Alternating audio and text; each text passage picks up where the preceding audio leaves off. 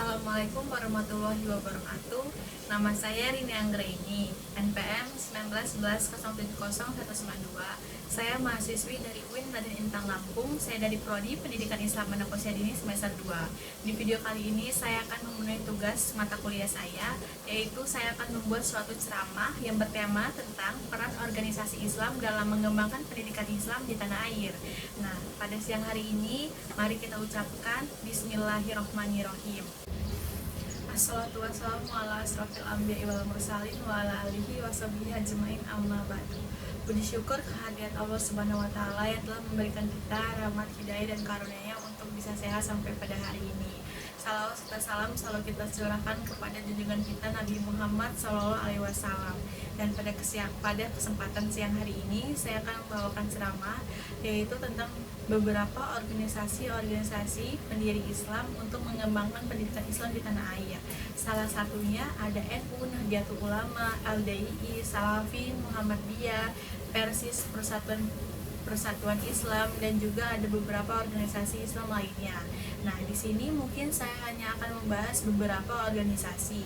Salah satunya yang akan saya bahas yaitu organisasi NU, Nahdlatul Ulama, dan organisasi Muhammadiyah. Nah, di sini saya akan menjelaskan dulu pertama kali bagaimana sih sejarah Ormas Islam. Nah, di sejarahnya sendiri, Ormas itu adalah organisasi Islam yang terbentuk karena suatu organisasi yang didirikan oleh beberapa massa, bukan karena politik. Jadi, organisasi atau Ormas Islam itu dibentuk bukan karena politik, namun karena adanya beberapa massa yang ingin mempunyai organisasi tentang Islam yang memiliki kesamaan atau tujuan yang sama dalam bentuk agama, pendidikan, maupun sosial.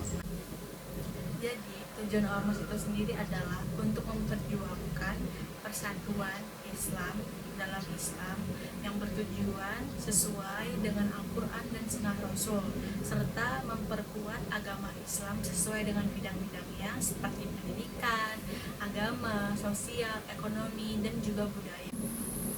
Di sini saya akan membahas tentang organisasi Muhammadiyah. Nah, Muhammadiyah ini sendiri adalah organisasi modern yang terbentuk pada tanggal 18 November 1912 di Yogyakarta. Organisasi ini sendiri bisa terbentuk di Yogyakarta karena usulan dari beberapa masyarakat untuk menampung suatu aspirasi masyarakat dan bisa menampung syarat dari beberapa masyarakat. Nah, makanya organisasi ini bisa terbentuk di masyarakat Yogyakarta. Nah, di Muhammadiyah tersendiri itu juga ada beberapa tokoh pendirinya Muhammadiyah.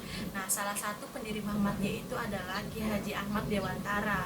Nah, di Muhammadiyah ini sendiri, kenapa masyarakat ini ingin membangun suatu organisasi yang bertemakan Islam, yaitu supaya masyarakat di sekitar Yogyakarta itu bisa memiliki kebiasaan, adat, atau budaya yang mencerminkan kebaikan, bukan suatu yang kejelekan. Nah, makanya dari situ Ki Hajar Dewantara itu membuat organisasi ini supaya masyarakat di Yogyakarta itu memiliki adat, kebiasaan, dan budaya yang baik, bukan budaya yang buruk.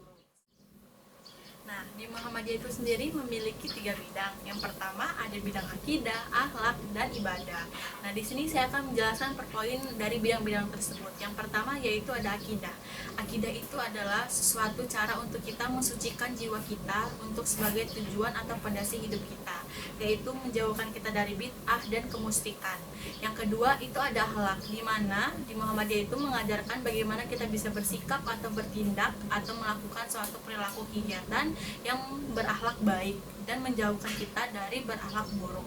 Contohnya seperti untuk menjauhkan kita melakukan hal-hal seperti mencuri atau melakukan hal-hal buruk lainnya. Dan di sini kita diajarkan untuk berperilaku baik, seperti bisa sholat berjamaah, datang ke masjid, mengadakan perkumpulan majelis taklim di setiap minggunya, dan juga melakukan kegiatan-kegiatan lainnya sesuai dengan ajaran Islam dan Sunnah Rasul. Nah, di ibadah itu sendiri, di sini Muhammadiyah mengajarkan kita bagaimana kita bisa beribadah sesuai dengan ajaran Nabi kita, yaitu Muhammad SAW, tanpa ada ikut campur tangan oleh manusia.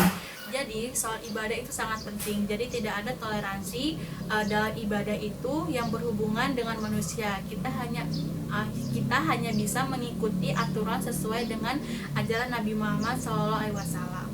Nah, mungkin itu penjelasan saya tentang organisasi Muhammadiyah. Kemudian, nah selanjutnya di sini saya akan membahas tentang NU, yaitu organisasi yang biasa kita kenal dengan Nahdlatul Ulama. Nahdlatul Ulama itu sendiri adalah salah satu organisasi terbesar di Indonesia daripada organisasi yang lainnya. Nah, NU itu sendiri berdiri pada tanggal 31 Januari 1926. Di dalam NU sendiri itu terdapat bidang-bidang yang terbentuk di dalam NU, yaitu lebih membahas tentang pendidikan, sosial, dan ekonomi.